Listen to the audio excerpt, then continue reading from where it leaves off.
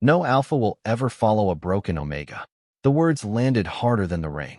Emily Harper stood at the bottom of the marble steps outside the Rainfall Pack Hall, her thin white dress clinging to her knees, her light brown hair plastered to her cheeks, and the broken silver mate bracelet lying in the mud at her feet. Above her, Lucas Gray did not look ashamed. He stood beneath the shelter of the doorway with Vanessa Cole at his side, her jeweled hand resting on his arm as if Emily had never been anything more than a mistake he was relieved to erase. Behind them, dozens of wolves watched from the warmth of the hall, faces lit by golden chandeliers and the last music of the mating ceremony. Not one of them stepped forward. Not one voice said her name with kindness. Emily's wolf, faint and frightened inside her chest, curled into itself as the rejection bond faded like a candle in a storm. She had imagined pain would be loud. She had imagined it would make her scream, or fall, or beg the moon to make it stop. But pain, she learned, could be quiet. It could sit behind her ribs like winter water. It could turn her hands numb and make every breath feel borrowed. Lucas looked down at her from the steps, his dark suit untouched by the rain, his expression polished and empty. "Go before dawn," he said. "My father doesn't want the Alpha King arriving to find you still here."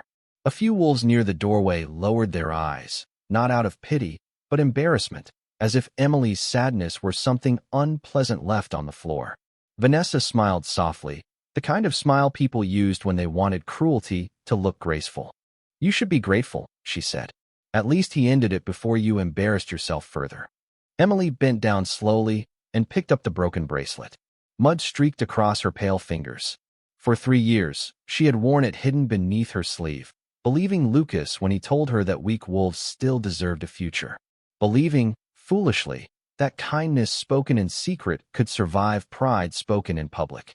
She closed her fist around the bracelet until the edges pressed into her palm, not enough to wound, only enough to remind her she was still standing. "I accept," she whispered, though the ritual had already ended. Lucas's jaw tightened, as if her dignity offended him more than tears would have. Thunder rolled over the pine-covered hills, shaking the dark windows of the hall. Rain ran down Emily's face, cool as the hands of ghosts. She turned away before they could see her break. Each step down the stone path felt heavier than the last. Her shoes sank into the wet earth, leaving clear footprints behind her, small and lonely beneath the storm. No one followed. No one called her back.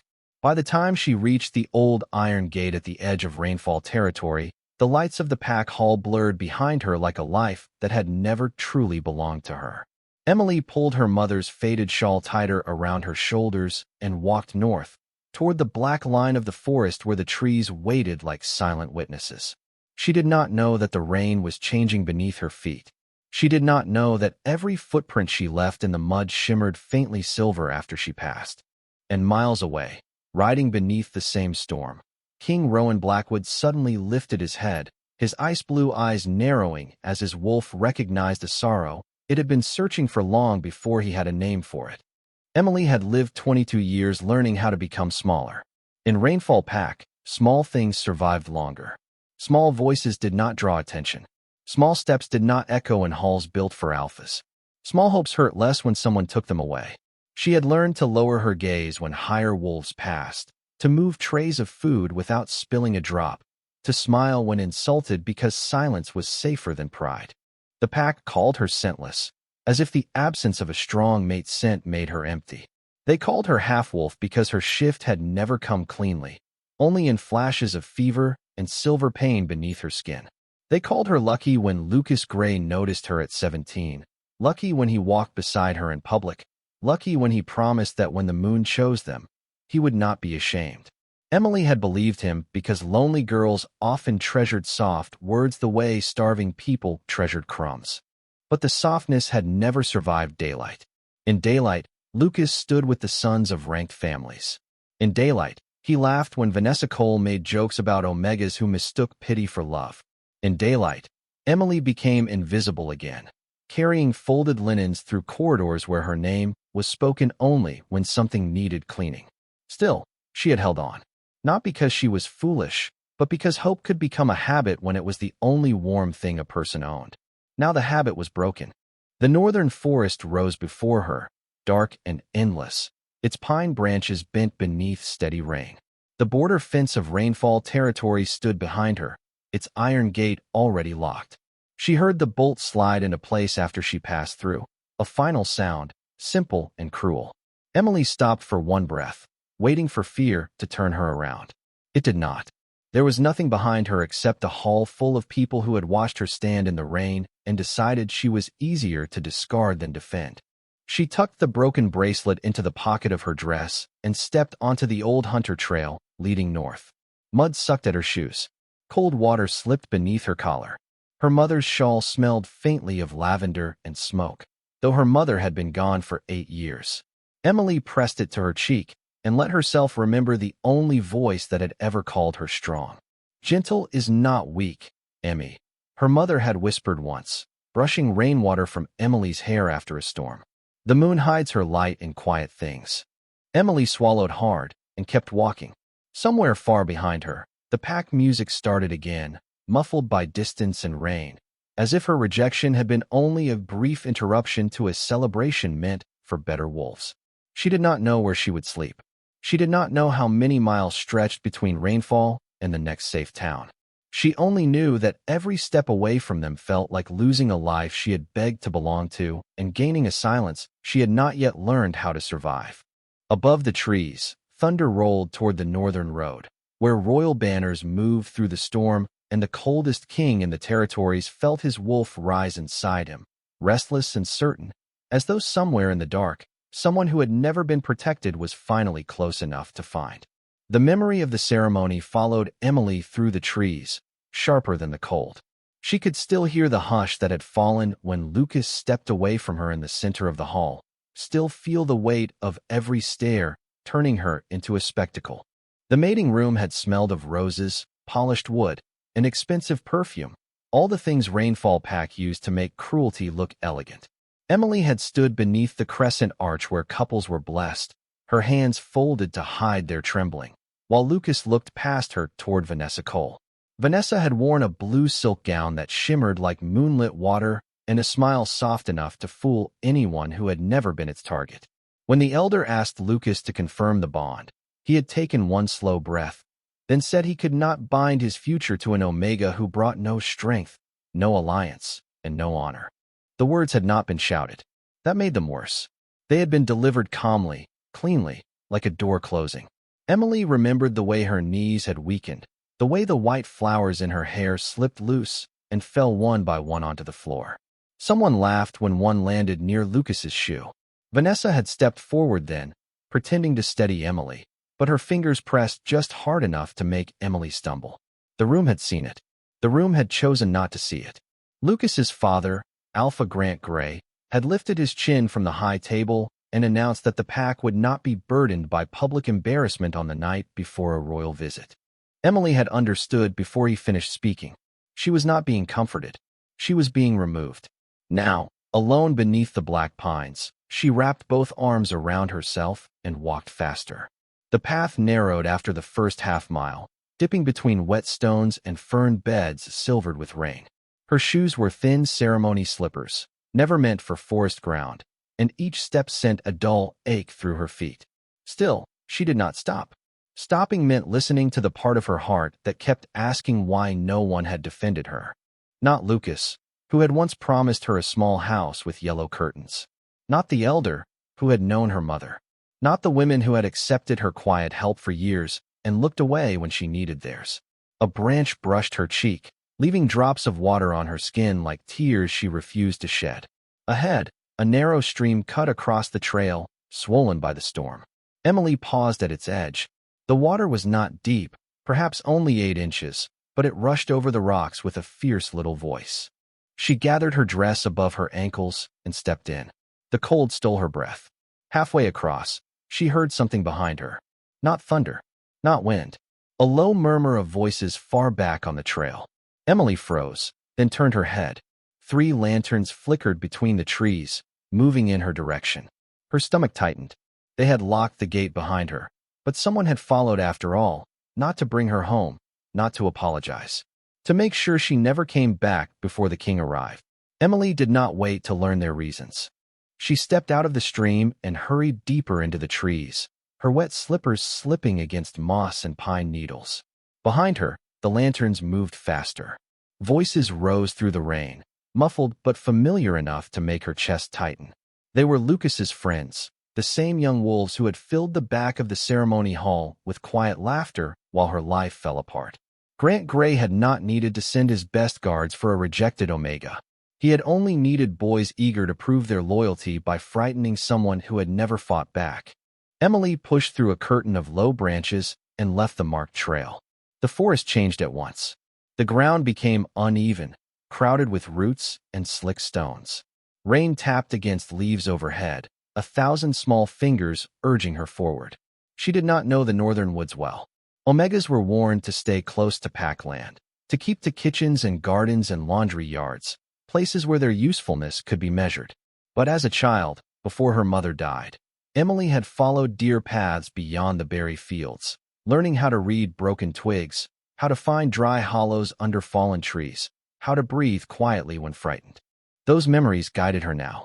She ducked beneath a leaning pine and slid down a muddy slope, catching herself on a sapling before she fell. The bracelet in her pocket pressed against her thigh with every step, a cold little reminder of the life she had been forced to leave. For one wild second, anger warmed her more than the shawl ever could. She had given Rainfall Pack her gentleness, her patience, her labor, her silence. They had mistaken all of it for permission. A sharp cry cut through the rain ahead of her. Emily stopped so suddenly her hand flew to a tree trunk. The sound came again, small and strained, not human. She turned toward it before reason could stop her. A few yards beyond a cluster of wet ferns, something pale moved near an old hunting snare. Emily knelt, breath shaking. A wolf pup, no bigger than a farm dog, was caught by one hind leg in a loop of wire hidden beneath leaves. Its fur was silver gray, soaked flat by rain, and its golden eyes watched her with terrified intelligence. "Easy," Emily whispered, lowering herself until she looked smaller, softer. "I am not going to hurt you." The pup trembled but did not snap. Behind her, the lantern voices grew closer. Every sensible part of Emily told her to run. Instead, she reached for the wire with careful fingers. It was twisted tight, old and rusty, meant for careless prey, not a living child of the forest. "Hold still," she breathed. "Just a little longer." Her hands were numb, but she worked patiently, easing the loop wider bit by bit. The pup whimpered, and Emily's faint wolf stirred inside her, not strong, not fierce, but aching with protectiveness. At last the wire loosened. The pup pulled free and collapsed against her skirt. Emily gathered it gently into her arms just as 3 lanterns broke through the trees behind her and a voice called out, "There she is." Emily rose with the pup held close to her chest, rain streaming from her hair into her eyes. The 3 young wolves stopped at the edge of the fern bed, their lanterns throwing restless gold across the trees. Mason Reed stood in front, broad-shouldered and smug beneath his oiled canvas coat. Beside him were Tyler Brooks and Evan Pike, both sons of ranked families, both boys who had learned early that power did not have to be earned when weaker people could be made to bow. Mason's gaze dropped to the trembling pup in Emily's arms, then back to her face. "You were told to leave," he said. Emily tightened her hold just enough to shield the little wolf from the rain. "I am leaving." "Not fast enough." Tyler lifted his lantern higher, scanning the muddy ground around her. "Alpha Grant wants no mistakes before the king arrives. You come back crying. You make a scene. Suddenly Rainfall looks like it cannot manage its own Omegas." Emily almost laughed, but the sound caught in her throat. "Manage?" As if she were a broken chair to be hauled from a room before guests arrived. "I will not come back," she said quietly. "Then put that thing down and keep walking." Mason nodded toward the pup. "It is not yours." The pup pressed its damp nose against Emily's wrist. Something inside her softened and steadied at the same time. All night, people had looked at her pain and chosen convenience. She could not do the same. "It was trapped," she said. "It needed help." Evan rolled his eyes. Always the sweet little Omega. Always trying to rescue something. Mason took one step forward, not touching her, only crowding the space until her wolf shivered. "Listen carefully. You are going north. You are not returning to the hall. You are not telling anyone what happened tonight." And you are definitely not carrying some stray pup around like a symbol of your wounded heart. Emily looked at the pup, at its soaked silver fur and frightened golden eyes, and remembered herself standing at the bottom of those marble steps while no one moved. Her voice came out softer than the rain, but clear. No, the words seemed to surprise all of them. It surprised Emily too. For years, no had lived behind her teeth like a forbidden prayer. Mason's expression cooled. Do not make this difficult. I am not. Emily stepped back, careful on the slick ground. I am taking it somewhere safe. Tyler gave a short, disbelieving laugh. There is nowhere safe for you. The truth of that nearly broke her. But then the pup licked the inside of her wrist, a tiny, trusting gesture, and Emily felt the last thread of fear twist into something stronger. She turned and ran. Not gracefully. Not like the ranked wolves who trained in open fields.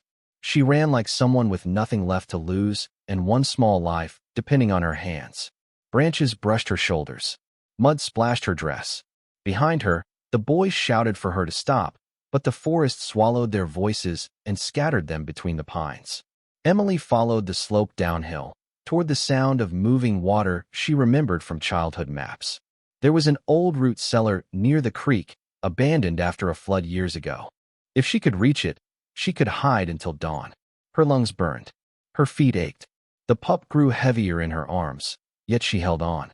Above the trees, lightning flashed without striking, silvering the world for one breath. In that brief light, the footprints behind Emily glowed again, brighter than before, each mark shining in the mud like the moon had touched the earth and decided not to let her disappear. By the time Emily reached the abandoned root cellar, her arms were shaking so badly she nearly dropped the latch. The little door was half hidden beneath a slope of wet grass and wild blackberry vines, its wooden planks swollen from years of storms. She pulled it open with one hand and slipped inside, carrying the pup against her chest as the rain softened behind her to a distant rushing sound. The cellar smelled of damp earth, old apples, and moss. It was barely larger than a pantry, with a low ceiling and stone walls that held the cold like memory. Emily sank onto an overturned crate and wrapped the pup in the driest part of her mother's shawl. There, she whispered, brushing mud from its silver-gray fur. You are safe for now. The pup looked up at her with those strange golden eyes, too knowing for something so young, and rested its head against her wrist. Emily tried to smile, but her lips trembled. The chase had faded somewhere beyond the creek. Mason and the others had either lost her trail or decided the storm was punishment enough. Still, every crack of a branch outside made her breath catch. She listened for footsteps, for voices, for the sound of someone coming to drag her back into humiliation. Nothing came. Only rain. Only wind. Only the weak, fast heartbeat of the pup beneath her hand. Emily lowered her head and finally let one tear fall. Not many. She could not afford many. Crying took warmth, and warmth was becoming precious. Her dress was soaked through. Her feet felt numb inside ruined slippers. The bond Lucas had severed left an empty ache in her chest, but under it something else stirred, faint and unfamiliar. It began where the pup touched her skin, a small glow of warmth threading through her palm. Emily froze. The pup's injured leg had looked strained and tender when she pulled it from the snare, but now the trembling eased. Beneath her fingers, a soft silver light shimmered, not bright enough to fill the cellar, only enough to make the raindrops on her hand look like stars. What are you? She breathed, though part of her feared the answer was not about the pup at all. The light faded as quickly as it came, leaving only warmth. Emily pressed her hand to her own wrist and felt a pulse there, steady and strange, as if something long asleep had heard the rain and opened its eyes. Outside, far beyond the trees, King Rowan Blackwood stepped down from his black carriage before the gates of Rainfall Pack. He was taller than any wolf waiting to greet him, dressed in a dark coat beaded with rain, his pale face unreadable beneath wind-tossed black hair. Alpha Grant Gray bowed too quickly. Lucas bowed too stiffly. Vanessa lowered her eyes with practiced grace. Rowan did not look at any of them for long. His wolf was focused elsewhere, on the whetstone steps, on the faint scent of lavender, cold rain, and heartbreak, on the first silver footprint glowing at the edge of the road. The first thing Rowan noticed was that everyone lied with their posture before they lied with their mouths. Alpha Grant Gray stood too straight, hands clasped behind his back as if discipline could hide fear. Lucas kept his chin lifted, but his scent flickered with unease. Vanessa smiled like a painted window, beautiful from a distance and empty up close. The great hall of Rainfall Pack had been cleaned for his arrival, all polished floors, white flowers, and golden candlelight. But beneath the perfume and ceremony, Rowan smelled cruelty. Not loud cruelty. Not the kind that left broken furniture or shouted accusations. This was quieter, colder, woven into habit. The kind that taught a gentle girl to apologize for taking up space. "Your Majesty," Grant said, bowing again. "We are honored beyond measure. Had we known the storm would not delay you, we would have prepared a proper welcome." Rowan's ice-blue eyes moved past him to the open doors. Rain swept across the marble steps in silver sheets. At the bottom, half washed away by mud, a small footprint glowed. No one else looked at it. No one else could see it. "Someone left recently," Rowan said. The hall stilled. Lucas's shoulders tightened by less than an inch. Rowan saw it. His wolf saw more.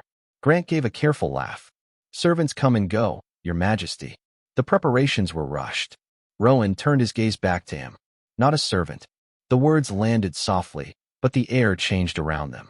The royal guards behind Rowan did not move, yet every wolf in the room seemed to remember they were there. Vanessa lowered her lashes. "Perhaps you caught the scent of rain from the entryway," she offered, voice sweet, measured. "The weather has made everything confusing tonight." Rowan looked at her then, and the sweetness died on her tongue. "Rain does not smell like grief." Silence spread through the hall. Somewhere near the side tables, an older healer pressed a hand to her mouth. Rowan stepped away from the receiving line and walked to the marble stairs. The scent grew clearer there, fragile but impossible to ignore. Lavender faded by time. Cold water. A trace of mud. A sorrow held so tightly it had turned almost gentle. His wolf pushed against his ribs, not with rage, but certainty. "Mine." It seemed to breathe, though Rowan had never trusted that word. Kings did not belong to longing. Kings belonged to borders, treaties, and the heavy loneliness of a crown. Yet the silver footprint burned faintly beneath the rain, leading away from the hall toward the northern trees. Rowan crouched, touching 2 fingers to the wet stone beside it. A warmth moved through his hand, brief as a heartbeat. Behind him, Grant cleared his throat. "Your Majesty, the ceremony feast is waiting. Surely whatever trail you have found can be handled by my guards." Rowan stood. He was tall enough that Grant had to look up at him. "Your guards already handled enough." Grant went pale. Lucas took 1 step back. Rowan did not ask permission. He walked into the rain, black coat moving behind him like a shadow cut from midnight. His captain, Elias North, followed close. "Sire," Elias said quietly, "this could be a trap." Rowan's eyes stayed on the glowing marks in the mud, each one small, fading, and unbearably brave. "Then the trap knows my soul." He left the golden hall behind and entered the storm, following the footprints of a girl everyone else had chosen not to see. The forest did not welcome Rowan the way it had swallowed Emily. It bent around him. Rain struck his shoulders and slid from his black coat. But the storm seemed quieter where he walked, as if even the weather understood the old authority moving beneath his skin. Elias and 4 royal guards followed several yards behind, their lanterns held low, their boots careful on the slick ground. None of them spoke after the first mile. There was nothing to say. The footprints led through mud, over roots, across a narrow stream, each silver mark fading moments after Rowan passed it, as though the trail existed for him alone. At the water's edge, he stopped. The scent sharpened there. Fear. Cold. A sudden flare of protectiveness so pure it made his wolf go still. Rowan crouched beside the disturbed stones and found a strand of pale brown hair caught on a branch. He touched it with the back of his finger, and something inside him answered with a force that nearly stole his breath. Not weakness. Not pity. Recognition. Elias saw his face and lowered his voice. "Sire." Rowan closed his hand around nothing, letting the rain wash over his knuckles. "She was chased." The words were calm, but the guards behind him shifted. Rowan followed the trail down the slope, past broken ferns, and the place where Emily had knelt beside the trapped pup. There, the silver marks brightened around 2 sets of prints, hers, small and uneven, and the pup's, lighter, dragging before they vanished into her arms. For the first time in years, Rowan felt something colder than anger and deeper than duty. A girl had been driven into a storm, and still she had stopped to save something more helpless than herself. His wolf bowed its head inside him, not in submission, but reverence. The trail ended at a low hill covered in wet grass and blackberry vines. Rowan lifted one hand, and the guard stopped. From beneath the earth came the faintest sound, a heartbeat, then another, small and fast. He approached the half-hidden cellar door and lowered himself to one knee. "Emily Harper," he said, though no one had given him her name. Inside, Emily jerked awake. She had not realized she had drifted into a cold, shallow sleep with the pup tucked against her side. The voice beyond the door was deep, controlled, and unfamiliar, yet her wolf did not recoil. It rose, trembling toward it like a candle toward air. "Do not be afraid," the man said. "I followed your trail." Emily looked at the pup, then at the door, her body too tired to run and her heart too bruised to trust. "Who are you?" she asked. The door opened slowly, letting in rain-gray light.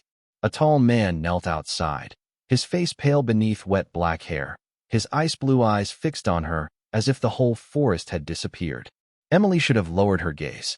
Every instinct trained into her demanded it, but she could not look away.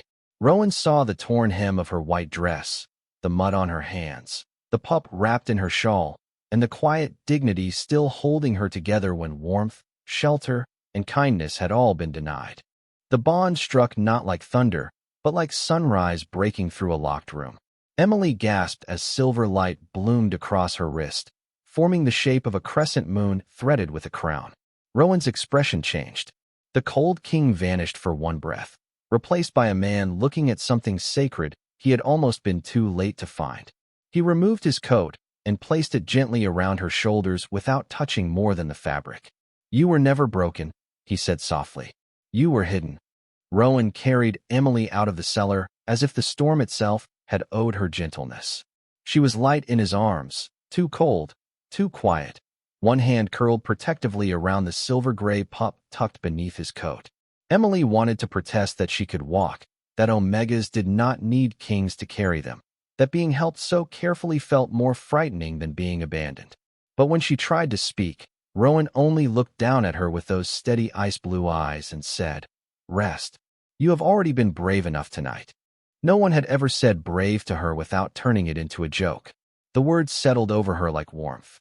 By the time they reached Rainfall Pack, the rain had softened to mist, and dawn was beginning to pale the eastern sky. The great hall door stood open. Wolves crowded inside, drawn by rumor and fear, their fine clothes wrinkled from a night without sleep. Lucas stood near the steps with his father, his face drained of its old confidence. Vanessa clutched her shawl as if silk could shield her from what was coming.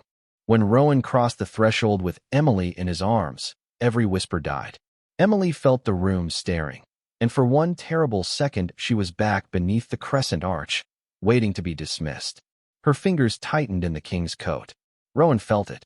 He stopped in the center of the hall, not on the lower floor where servants stood, but before the raised seat reserved for honored guests. Slowly, carefully, he set Emily there, wrapping his coat tighter around her shoulders before stepping back. A tremor moved through the pack. That chair was never offered to Omegas. Grant Gray tried to recover first. "Your Majesty, there has been a misunderstanding." The girl was unstable after the ceremony. "We thought it best that she leave quietly until emotions settled." Rowan did not raise his voice. He did not need to. "You sent her into a storm." Grant swallowed. She accepted rejection. She no longer had standing here. Rowan turned toward Lucas. "And you?" Lucas's mouth opened, then closed. For once, polished words failed him. Emily looked at him and felt something unexpected. Not longing, not even hatred, only distance, as if he belonged to a room she had already left behind. The pup stirred against her lap, and the silver mark on Emily's wrist brightened beneath the hall lights. Gasps rippled outward as the crescent crown appeared clearly on her skin. The old healer near the wall fell to her knees, tears shining in her eyes. "Moonblessed," she whispered. Rowan faced the pack then, tall and still as the northern mountains. "You called her defective because you could not recognize grace. You called her weak because she would not become cruel. You left her in the rain because you believed no one powerful would care enough to follow. His gaze moved over Lucas, Vanessa, Grant, and every silent witness. The moon did. Emily's breath caught. Rowan turned back to her, and the coldness in him softened only where she could see it. Emily Harper is under my protection. More than that, she is my fated mate, and if she chooses it in her own time, she will stand beside me as Luna of the Northern Territories. He did not demand her answer. He did not claim her like property. He gave her space, and in that space, Emily felt the first fragile shape of freedom. Dawn broke through the high windows, laying pale gold across the muddy hem of her dress, the rescued pup in her arms, and the silver footprints fading from the floor behind her. For the first time in her life, Emily did not lower her eyes. She looked at the king who had followed the trail everyone else ignored, and she believed, just a little, that maybe the moon had hidden her light not to punish her, but to save it for the one soul who would know how to see.